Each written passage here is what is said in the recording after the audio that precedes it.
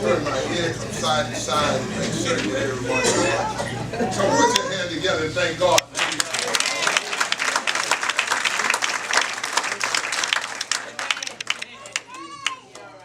All the ushers and the deacons and the trustees and everyone for being here and for you being here. I thank Reverend Davis and all those who've been working so hard over the past week. No.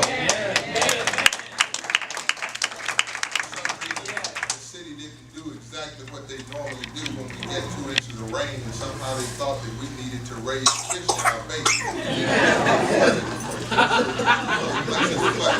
And I'm not certain how much of the water is gone yet. It has receded some, but I think we still have a critical amount of water over there. It should be taken care of this week. But the one thing that you should know, that church is not about filling with it. There's an inconvenience because the water that's in the basement, and we're worried about how we are going to take care of it. But this much you should know, God always makes a way. Yes, I thought about what happens when you have a flood in the house of the Lord.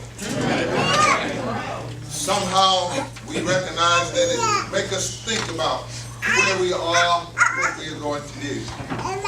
Since we are going to have our 100th anniversary in September, I've been studying the history, trying to get those people in mind in my place. And flood is not the worst thing that has happened to us. Matter of fact, our forefathers, if all they had to deal with was a flood, they'd still be shouting. As we know, no one put a bomb in our front door. Not the kind that explodes, but there might be another one there that we need to deal with. That's causing some difficulties. As I sit, I can't think. I know that the person that was the moderator at the time was Pastor Glover. I think after him was someone named Baldwin. I can't remember the next person before Pastor New. No, before Pastor Wade. No, I can't remember. So as I sit there and thought about all the names, all that they had done. Baldwin, Holloman, Williams, Newby, Ingram, Pastor Hearns, then Jimmy Wafer. Most unlikely person of you all. And I thought that we have a flood in the basement, but has there ever been a flood in your life? One that covered up the places, the things that you took familiar, caused a disturbance, and you had to deal with it. Well, I realized all my life God has been disturbing me. And this past week, I called my sister, as I do on the first day of May every year. And she called, she picked up the phone. I called her cell phone first and she did not answer. Then I called her home phone and she picked it up and breathed it heavy. So I was downstairs and I've been waiting all day because I knew you were going to call. And see, well, I didn't have to ask her why she knew I was going to call, because on that day is very special to us, but we were struck by lightning on that day. And when something difficult happened to you and God allowed you to come through it, you ought to stand up and say hallelujah. Hallelujah. It's not the hurt, it's how you come through it. See, it's not the flood in the basement, it's what we do afterwards. It's what we do after that. They were standing here talking to the babies this morning, and I realized that the babies are standing here waiting for us to flood them with our love. The babies are standing here expecting some interaction in this cataclysmic environment that they find themselves in every day. Dr. Murphy, you were sitting there talking, and sometimes we worry about the babies hollering. We worry about the babies doing whatever they say they do, but we need to be so determined in our teaching them and influencing them and living our lives in such a way that they will follow us. And they will follow us as we follow Christ Jesus. Yes. We shouldn't get too concerned about them crying. That's what babies do. Yes. That's what they do. Anybody ever tell you that's what's going to happen in your life at a particular point in your life? Oh, I'm not talking to somebody. Forgive me if I'm going off script this morning, but somebody needs to have someone tell them at 18, this is how I acted, and this is how you're going to act. So it's normal. But when you get 81, someone needs to tell you, what did you expect? You need to go talk to Mother Tongue all day short of 96 is an extraordinary person. And she will tell you that over the years, down through the years, as I've seen God's action in the lives of my people, and I've seen people act in the lives of each other, you need to expect a few things. People are fallible human beings, and they're going to hurt you. People are temporary, fleeting beings in a physical form. And when you get past a certain number of years, you better start to look around to see what's happening. Just as surely as somebody dying right now, babies being born. And we talked about a text last week. It said, forget those things that are behind you. Look forward to those things that are before. And in the 7 decades that I've been here, I don't have time to deal with what's behind me. If there's anybody in here can correct yourself at 35, now you're 70, stand up. I need to see. There's something you can do with today and tomorrow. And don't wait till tomorrow, because tomorrow is not promised. It's today. So I come to talk to you this morning. We are sitting in here, and over there is a sanctuary that holds 1,300 people. We would be sitting in it today, sparsed out, all over the place and comfortable. We couldn't even reach out and hit the person next to us. If you're sitting next to someone you've never been close to before, punch them. I wanted to take this time to tell you that this morning. That there are some things we ought to be thankful for God for. Some things we ought to thank Him for. And one other thing I need to tell you. This weekend was an extraordinary weekend. I'm going to take some time. Even though that horse in the Kentucky Derby so it lets you know there's some rules you have to abide by. I don't know how horses get disqualified in a derby for running, but however it did. Then the thing you have to realize that even if you are a person in leadership, leading a nation, horses being disqualified pale compared to people being disqualified. We ought to know that that's what Jesus comes to talk to his disciples about. Well, I don't know if Golden State won last night, but it didn't look like it. I know that Boston beat whoever it was they were playing on the ice. Critical things in our lives. But did anybody go to sleep last night and realize that Jesus, that God has had some victories in your life?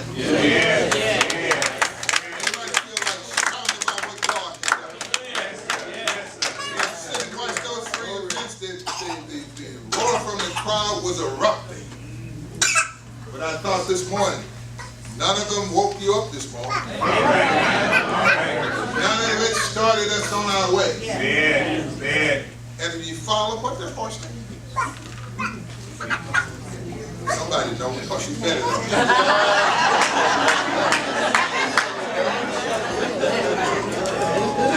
Whatever. Well, I know he's disqualified. What I need you to know is that none of that was it. Maximum security. Yeah, you need another maximum security. So anyways, I thought about it. I thought when we come today, the text that Deacon Terry read this morning, Jesus says in it, follow me. In this text, which is John the 21st chapter, 1 through 19, some commentators said the meat of it all ended with chapter 20. That chapter 21 is a redacted text, and it's an addition. But as I read it, it had some powerful messages in it. He starts out and he says some wonderful words that calls our attention back to what Jesus had done. Anybody remember what God has done in your life? So it brings us to this point here where this is a post-resurrection narrative. It brings us to the point of what has happened and what were they talking about. It says, after these things, Jesus showed himself again to the disciples by the Sea of Tiberias. And he showed himself in this way. After these things, after Mary had been to the tomb, Called to Peter and John. They don't call John by name. They say that disciple that loved Jesus. Amen. As he had called their attention and they'd gone to the tomb, and Peter and John had gone, and they had a foot race on the way there. And John outran Peter and got there, but John wouldn't go in. Peter came and walked right in the thing and looked. I like Peter because Peter always, he's this person that doesn't hold back. Peter goes and he does whatever it is. And Peter goes and he looks in the tomb, and then John comes and he looks later. So after all these things, after Mary had told him, after Mary stayed around and saw Jesus, she went back and told everyone, I've seen Jesus. After all these things, Amen. Jesus comes at the sea here to talk to them. At the Sea of Tiberias, gathered together with Simon Peter and all his boys with him. And they were gathered there. He showed himself in this way, and this is how it came about. Peter, who had denied Christ 3 times. Peter, who had been this powerful influence. Peter looked at his boys when he got past the point that he could understand what was going on. Even though he had had an experience and had seen Jesus, Peter looks at them and said, I don't get this. This is too much for me to understand. Let's go fishing, boys. Anybody ever been there? When that which you were doing, God called you to a new thing in your life. Amen. And when it didn't go like you thought it was supposed to go, or when it got past the point where you could understand it and explain it to someone, you turned around and looked at the folk that were with you and said, let's go fishing. Fishing means let's go back to what we were doing before. But God has a way dealing with human beings. Somebody ought to say thank you because God deals with me. He loves me so much even when I'm fallible, even when I don't live up to what we believe God wants us to do. God still keeps on interacting in our lives. So here they are sitting out there fishing. They fished all night.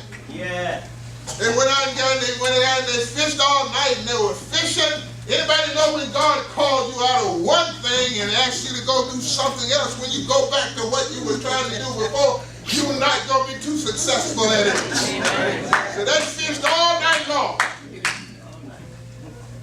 Caught nothing. Early in the morning, I like it, Peter was out there naked in the boat.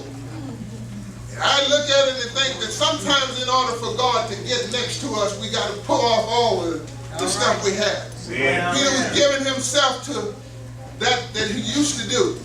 And then he looks up after fishing all night, daybreak. Jesus is standing on the banks of the river. Amen. Looks out at them, and I know some of you in here can identify with it. If you have, if you've been doing that, what you know God has called you from. Sent you on a new path, and you go back trying to do what you used to do. And all of a sudden, after you've been out there doing it all night long, at the break of day, when you can see, at the break of day, when you can see Jesus standing somewhere, and you hear his call. Hey, fellas, girls and boys, did you catch any fish? Remember now, Jesus had told them before. He said to them, follow me. And he said to them, I'll teach you how to do some incredible thing. Jesus looks at his disciples and says, follow me, I'll make you fishermen of men. Every time he said, follow me, I'll make you fishermen of men. What does it mean to follow? What does it mean to follow someone? When I was little, my father used to walk around, they used to walk around behind him. And I would mimic him. Daddy would do something, I would do it. You know, grown-ups get upset with you when you mimic them. I walk around the house and he called my mama bleach. And he would say, bleach. I made the mistake of following him around the house and he said something, my mom called her by her name and I called her by her name too, and that was the end of that. I knew from then on, you know. See, you're supposed to follow him as they follow Christ. So he said to them, follow me. He said to the disciples, you follow me. If you're going to follow me, you'll see what I do. You follow me, you'll learn from me. Anybody ever followed someone and you look at what they're doing and you learn how they're doing. You follow people, you learn how they speak to folks, but you just can't follow anyone. You got to follow someone who's following after Christ Jesus. So because if you follow after someone, they'll speak to people and you'll learn to say good morning to them. I used to follow my mom around and everyone she passed by, she'd speak to them, good morning. One day I asked my mom, why you say good morning to folks? And sometimes they don't say anything to you back. My mother looked at me and said, like, what they got to do with me? Because you think it's not a good morning, that don't mean nothing. Somebody like to shout out. If you walk down the streets and talk to somebody and you say, good morning, it's a wonderful day, and they look at you like funny, you say, that's your thing. I'm not saying good morning either way, I'm just witnessing to you that God has been good to me. He woke me up this morning. He woke me up this morning. I'm just trying to spread a little goodness in your life. Don't get angry at the people I talk about. I passed by so-and-so and I spoke to him this morning. They didn't speak to me. Like, what's wrong with you? You were saying good morning. You ever thought about when you saying good morning? Yeah. I'm saying good morning, but it's a good morning for me. Why is it good morning? Because I woke up this morning. I see you. I don't know what's going on with you, but I'm glad to see you. I reverence the God that made you. So follow in that footstep. You see, people forgive folk for stuff. You got to follow. When you follow, you forgive people. Why did you do that? Why did you do that? They've been treated because it's not about you. It's about my relationship with God. I need to get that stuff out of the way. Need to get it out of the way so I can have a powerful relationship with God. Oh, let me help somebody. Somebody's looking at me and said, what does that have to do with it? You know, if I don't, can I read you, Sister Henry? If I don't forgive Sister Henry, it's not going to hurt her at all. No, keep it real. Not at all. Because if she's evil, she's not.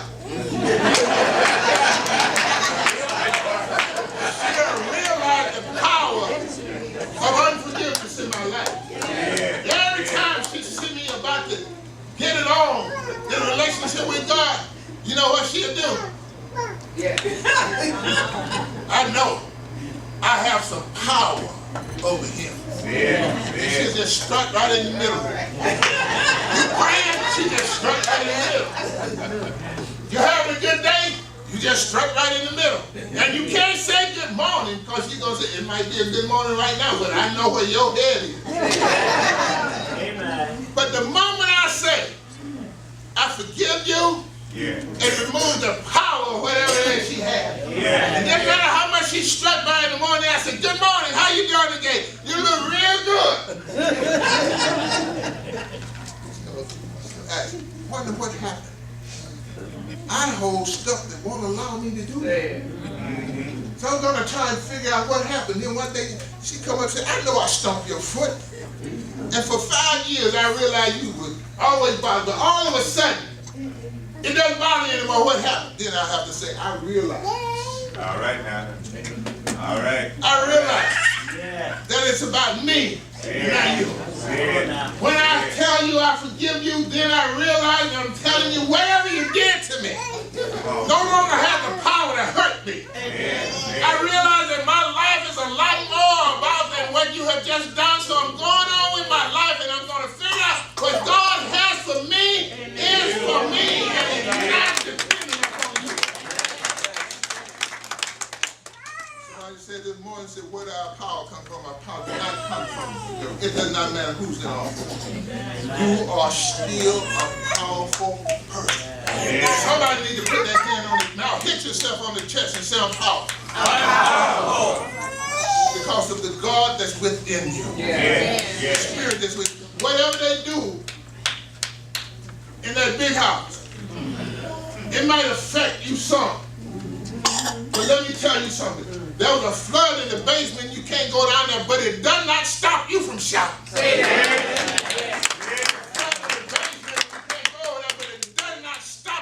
Thanking God for all that God has done. Because that is a minuscule thing, and I have to tell you, the people that are in the White House, that we pay waste so much energy on. Guess what? They are fleeting beings. When that baby is grown up, that Sister Valencia is holding in her hand, she will have forgotten about the administration of 45.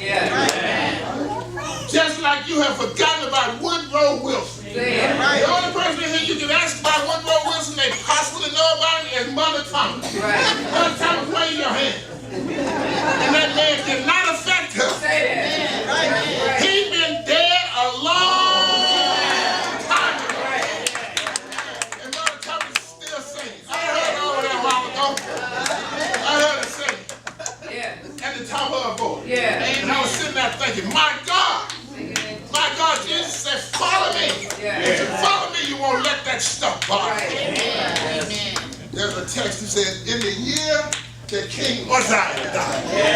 And that always bothered me. In the year that King Uzziah died, my eyes have been so fixed on Uzziah, I couldn't see the Lord. In the year that he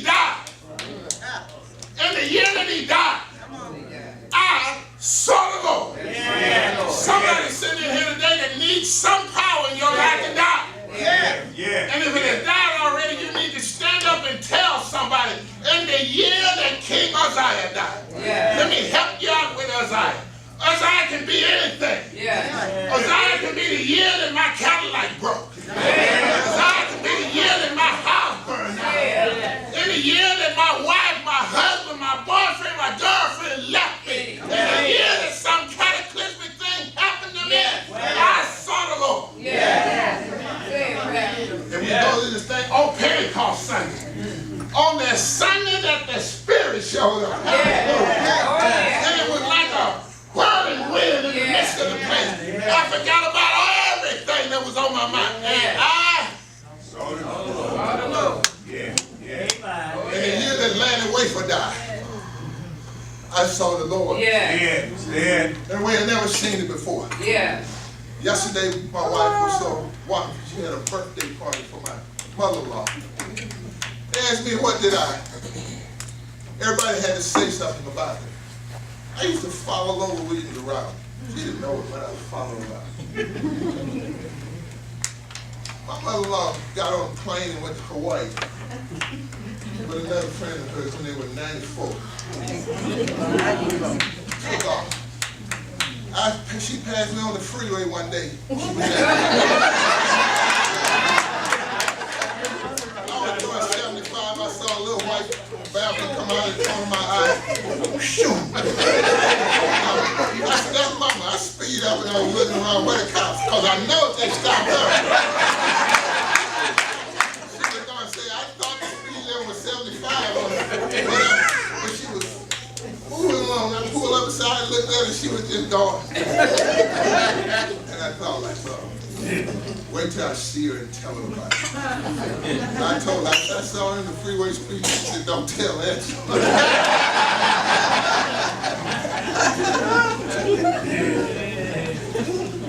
Incredible people. Incredible. She asked me, I'm sitting here thinking about, in the morning when I get up, I have to have a cup of coffee to keep going. Now I have to have two. She told me, said, I would like to go out to Neiman Marcus, but I'm afraid if I go out there the way I've been feeling, I don't want to die in some public place. I was sitting there and said, Mama? She said, yeah. I said, where would you rather die? On your steps, sitting out here looking at your neighborhood here? Or would you prefer to be going up the escalator at Neiman Marcus just... I said, you know you'd be on Channel 4. And she looked at me and laughed. She got funny. Came back by her house one day walking. I said, Mama, where you been? She said, Neiman Marcus. I figured out that it's better. See, our testimonies are like that. But God has done, you don't need to die in some safe place. If you're going to die, die somewhere where there's a testimony about it. That was doing all I could do.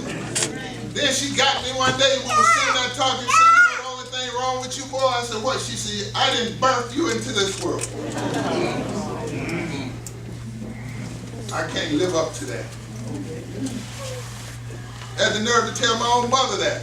She told my own mother that. My mom just looked at her like.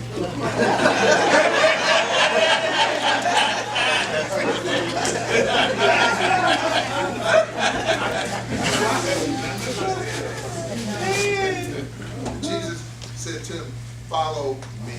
Amen. He said because Jesus takes you to some incredible person. Not only will he take you to Jerusalem, he take you to Samaria. Yes. Yeah. Not only will he take you up to the upper room, but he'll take you to Zacchaeus' house. Not only will he call you out of your situation, not only will he call fishermen, but he'll call tax collectors. Yeah. Not only will he show himself first to Mary, he'll keep on going on that third morning, on the third day, on that Sunday morning. He will come and he will say to Mary, Mary?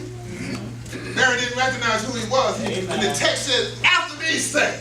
Yeah. After all these things, he showed up with a bunch of folk that had gone fishing. And Peter looked and he saw it and he said, it's the Lord. He jumps out of the boat, starts to put his clothes on first. See, here's one of the things you all recognize about the text. Yes. If you're standing around naked, you need to clothe yourself with something. You need to clothe yourself with forgiveness. Yeah. You need to clothe yourself with love. Yeah. And then you need to jump in and see a possibility. Yeah. Go to the show where Jesus is. Yeah. Get to the show and then you get there and Jesus asked him. Peter gets to the show and he looks at it and then Jesus says to him, children, after saying you have no fish and after you realize you can't catch anything, then you have to get there. And Jesus looked at him and he said, cast your net.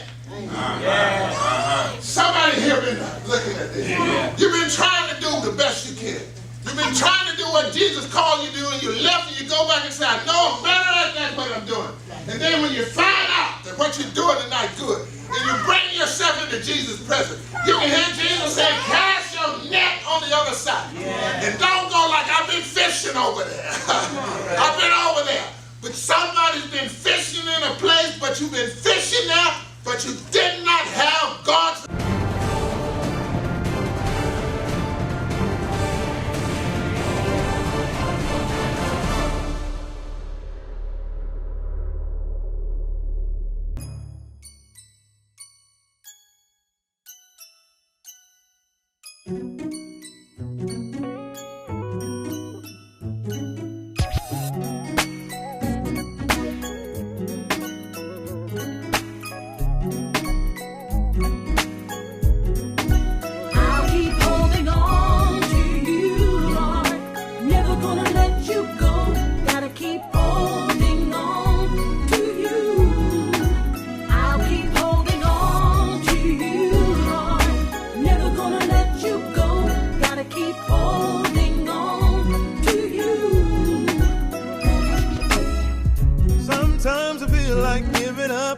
Sometimes I feel like I've had enough.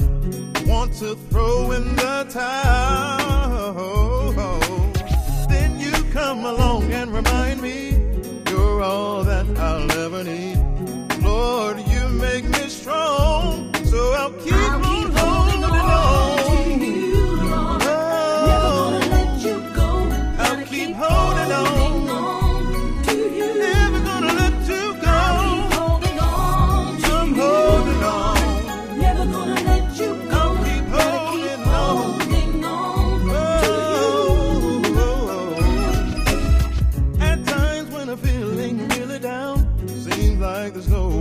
Around, tell my problems to.